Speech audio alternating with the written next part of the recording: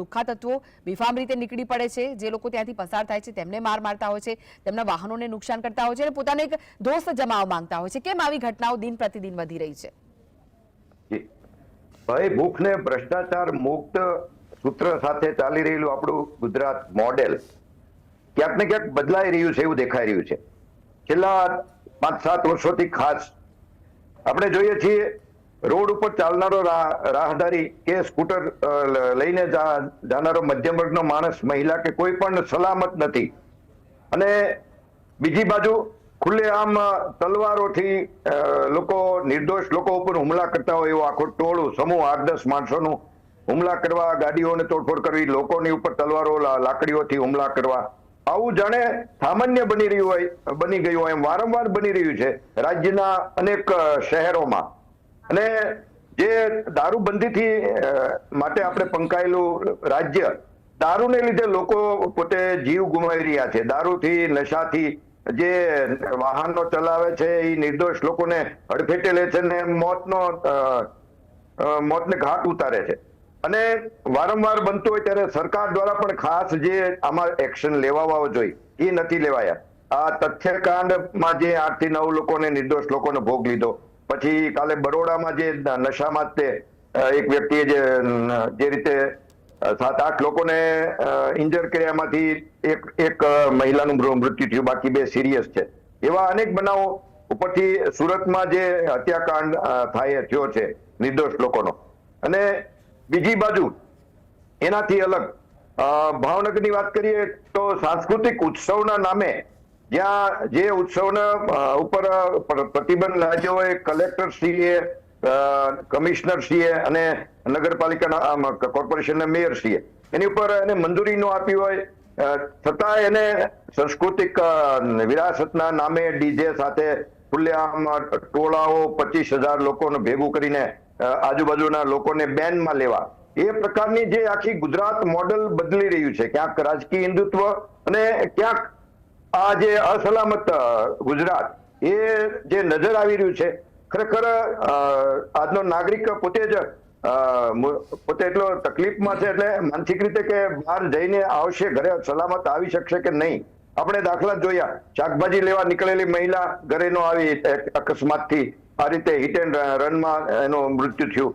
કાલે કલર લેવા ગયેલી વ્યક્તિ, મહિલા જે ઘરે નો આવી હિટ એન્ડ રન, એ નશાખોર લોકોએ એને જે રીતે હડફેટે લીધા. એટલે ગુજરાત મોડેલ બદલાઈ રહ્યું છે. અને જે રીતે માત્ર વાતો કરતા, મોટી વાતો કરતા નાના એવા ગૃહ પ્રધાનશ્રી અને સીએમ સાહેબ જે મક્કમ, મૃદુ ને મક્કમ, એમને જાણે કે આ ગુનાખોર લોકો, આ અસામાજિક લોકો એમને ચેલેન્જ કરતા હોય એ પ્રકારના કૃત્યો વારંવાર કરે છે અને પ્રજાને જે હેરાન કરે છે. અને માત્ર મકાન પાડીને સંતોષ માનવો એ ઉચિત નથી.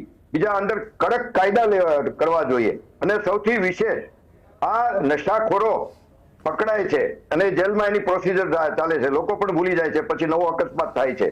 હવે આ નશા ક્યાંથી કરીને આવે છે, આ ડ્રગ્સ એને ક્યાંથી મળે છે, દારૂ ક્યાંથી મળે છે, વારંવાર બધે જ વેચાય છે. એના માટેના પગલા લેવા જોઈએ, એક્શન ત્યાં લેવાની જરૂર છે.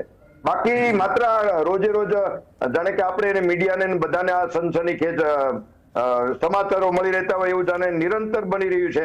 અને પ્રજાનો જે નિરંતર પ્રશ્નો અને આ તકલીફો નિત્ય રહે છે, એનું કોઈ સોલ્યુશન દેખાતું નથી અને તકલીફો વધતી જાય છે. એટલે ખરેખર ગુજરાત મોડેલ હવે ક્યાં આવીને ઉભું રહ્યું છે એ પણ વિચારવાનો સવાલ આવી ગયો છે. આજે જો આવા હાથ અદ્ધર કરી દે ને જોઈએ તેવા પગલા ન ભરે તો પછી બિચારી પ્રજા ક્યાં જાય, લોકો ક્યાં જાય, તંત્ર પાસે પણ ક્યાંથી જશે? રાજકોટમાં પણ બનાવ આપણે જોયેલા છે. તલવાર કે છરી ખુલ્લે આમ બજારમાં ગુંડા તત્વો ખોલીને દાદાગીરી કરતા હોય. બરોડામાં પણ બનાવો બન્યા છે, સુરતમાં અને અમદાવાદમાં, એટલે અનેક બીજા નાના સેન્ટરોમાં બને છે. એટલે દરેક જગ્યાએ બને છે. અને અકસ્માતની વાત કરીએ તો સામાન્ય અકસ્માત ચલો આટલા ટ્રાફિક છે થતો હોય એ આપણે સ્વીકારીએ, જે રૂટીન અકસ્માત હોય કોઈ રીતના સ્પીડ કે કોઈ અલગ કારણથી. પરંતુ જે નશો કરીને અકસ્માત થાય કે ડ્રગ્સ પીને કે દારૂ પીને અકસ્માત થવો, ખુલ્લેઆમ ટોળાઓ આ રીતના તલવારો લઈને નિર્દોષ ઉપર વાર કરવા, એવું વારંવાર બનવું એ ખરેખર વિચારવા જેવી વાત છે. અને ભાઈએ વાત કરી પણ કે એક વાત એ બરોડાનો- પણ એ કહેવાય કે આવા તત્વોની જે લુખ્ખા તત્વો હોય, આતંકી તત્વો હોય, તેમની હિંમત વધે ક્યારે કે જ્યારે કોઈ પગલા જ ના ભરવામાં આવતા હોય. સલામત કોઈ ગુનાની સામે કોઈ કાયદો, કોઈ જેને કહેવાય ને કે એક્શન લેવા જોઈએ. આપણે વાત કરી કે બરોડાનો જે ગુનેગાર છે ડીઆઈજી ના કોઈના કઈ અંગત છે, એટલે એ રીતે સમાજે પણ આપણે દ્રષ્ટિકોણ બદલાવાની જરૂર છે. આપણે કોઈ રાજકીય કે જ્ઞાતિ વિશેષ કે કોઈના અલગ દ્રષ્ટિકોણથી જ્યારે ગુનેગારને જોઈએ છીએ ત્યારે એને ક્યાંક ને ક્યાંક છટકવાનું કે આ કાયદાથી બહાર રહેવાનો એને મોકો મળે છે. એટલે સમાજે પણ આપણી માનસિકતા બદલાવાની જરૂર છે અને સમાજે પણ આમાં ક્યાંક મદદ કરવાની જરૂર છે કે પોલીસને કે જે કોઈ સત્તાવાળાઓને આ દારૂ કે ડ્રગ્સ કે ક્યાં મળે છે અને કઈ રીતે એનું મેસેજ પણ દેવો જોઈએ. જો જે તે પોલીસ વાળા આમાં એક્શન ના લે તો આગળ સુધી પણ રજૂઆત કરવી જોઈએ અથવા તો સામૂહિક રીતે આમાં રેડ પાડવી જોઈએ અને સામૂહિક જાગૃતિ કરશું. માત્ર સરકારના ભરોસે રહેશું તો કદાચ હું માનું છું ત્યાં સુધી કાંઈ થશે નહીં.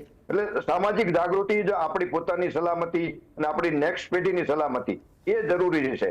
અને ડ્રગ્સના બાબતમાં પણ સામાસામી મેસેજ દેવા કે જે કોઈ પોતાના કોઈ કનેક્ટેડ લોકો યુવાનો આમાં કનેક્ટ હોય તો પોતપોતાના લોકોને પરિવારને જાણ કરવી, એવા અનેક બાબતો સામાજિક લેવલે પણ ફરજ બજાવવાની જરૂર છે.